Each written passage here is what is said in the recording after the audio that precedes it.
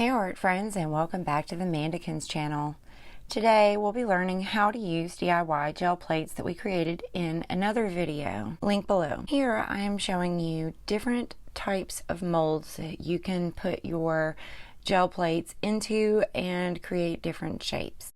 For this demonstration I will be using a round gel plate. First I'm using black craft acrylic paint. I am going to brayer that across the surface of the gel plate, trying to get it evenly.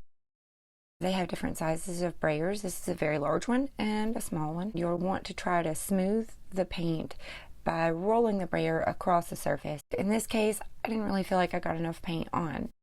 You can always apply more paint. It's a little harder to get the paint off, as I'll show you in a minute. I'll intentionally squeeze out a little bit too much paint just to demonstrate what you would do if this happened to you. So when I've got that smooth, I'll begin taking different items that will create texture on the surface of the gel plate, and those surfaces will pick up the paint. So here I'm brayering off the remaining paint that's on my brayer. I'm using a piece of screen to place over a bit of the gel plate, and I'm pressing it down and a little bit of bubble wrap. I'll use the brayer to make sure that those pick up the paint that's on the gel plate, and then I'll lift them up and place them off to the side so that the surface can dry. Keep in mind that anything that you use to texture your gel plate will get paint on it, and you should place this in a location so that they can dry appropriately. Then place your paper face down.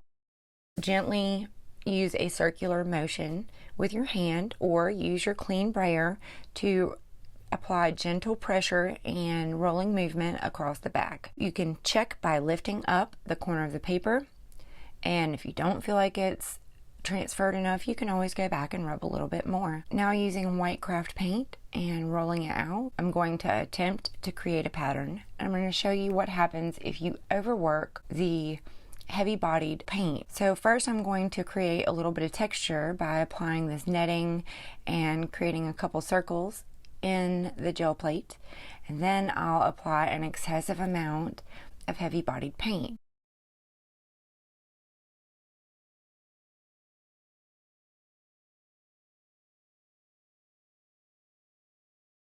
And it just gushes everywhere, and my brayer slides, and now I have to use a piece of paper to brayer off any excess. Unfortunately, this kind of tampers with the pattern that's underneath. One way you can prevent this is to allow it to dry in between. Figure out where you want to place this, then flip it over on the face, and you don't want to squish it because sometimes this too can mess up your image. You can also get a ghost image by using the gel plate again to create a print. Next, I am going to show you transferring images from magazines. This is a Go magazine, which is put out by AAA, which is a company that makes sure that if something happens, you break down, run out of gas, then they will send you a tow truck. So this article is actually about a mural that has Tom Selleck and Sloth, and it also is about burial beer. So if you would like to read this, I'll leave it up here for about 10 seconds. Just be sure to pause it if you'd like to read it. And if you would like to transfer, the best magazines to use are high gloss images that have high contrast, meaning very light lights and very dark darks that contrast.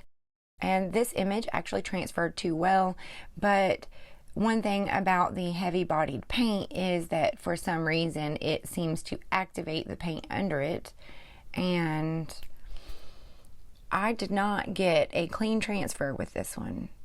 I was a little disappointed because I really wanted the Sloth and Tom Selleck mural to turn out. If you're interested, you can check out this Brewery in Asheville, North Carolina. As I said, it didn't turn out really well this time, so I decided I was going to try it again just to demonstrate that it does in fact work.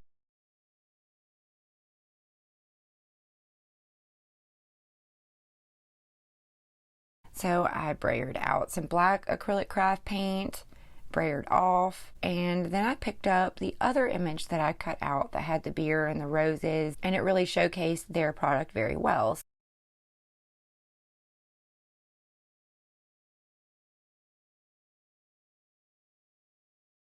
So here I am pressing it in and rubbing it in circular motions to make sure that the image transfers. I lift it up a little bit to check the progress, and I give it a few more seconds of pressure in circular motions, and then I go ahead and apply it.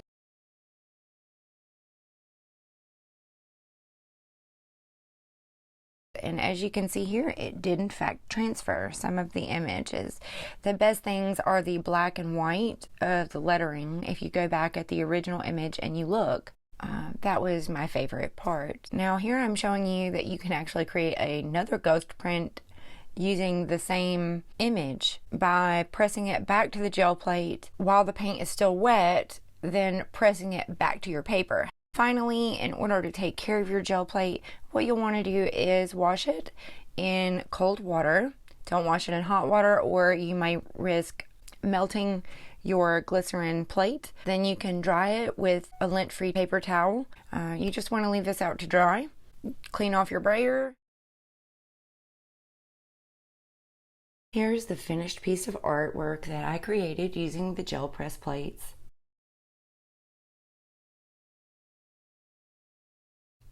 Here I am using the brayer to apply a little bit of black paint, and I am cutting up words. The high contrast between the black and the white seems to work really well.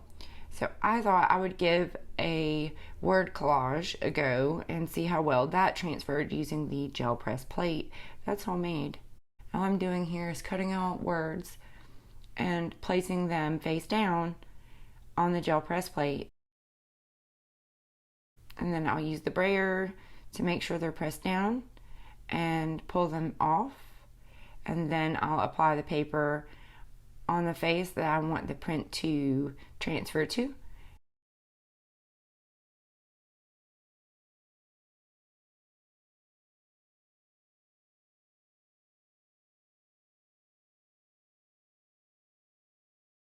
And here you can see the excellent transfer that the homemade gel press was able to achieve. And also, this is a commercial gel plate. They are much clearer than the gel plates that you can make at home. They are not quite as flexible. They don't have as much give, but I think if you're trying to test this to see if it's a type of art that you would like, then making your own gel press plate at home so that you can create artwork is a great alternative to purchasing one. Next, I'd like to contrast the homemade DIY permanent gel press plate with the store-bought commercial plate, which almost feels like silicone, and it's about 5 by 7 inches. This one is called Gel Press. It comes from Hobby Lobby. I presume it is Hobby Lobby's brand, and costs $14.99 in their paper crafts portion of the store.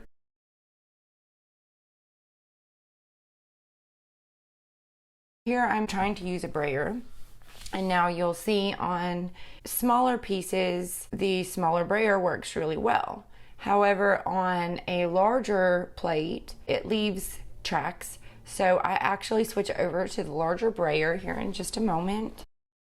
And I'm brayering off any additional acrylic that I applied.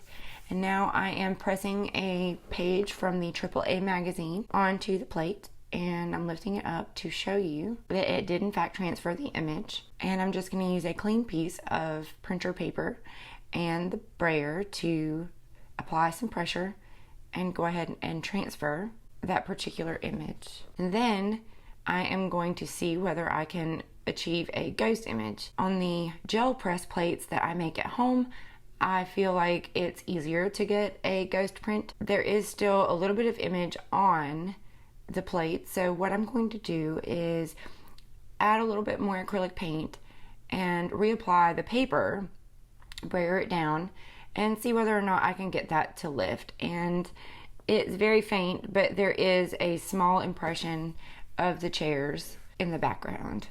Like, share, and subscribe. Tap the notification bell below so you don't miss any of our upcoming videos. We're no longer posting on a schedule. Part of the reason for this is that I've been working on a detailed course, which I hope to present to you. Happy arting!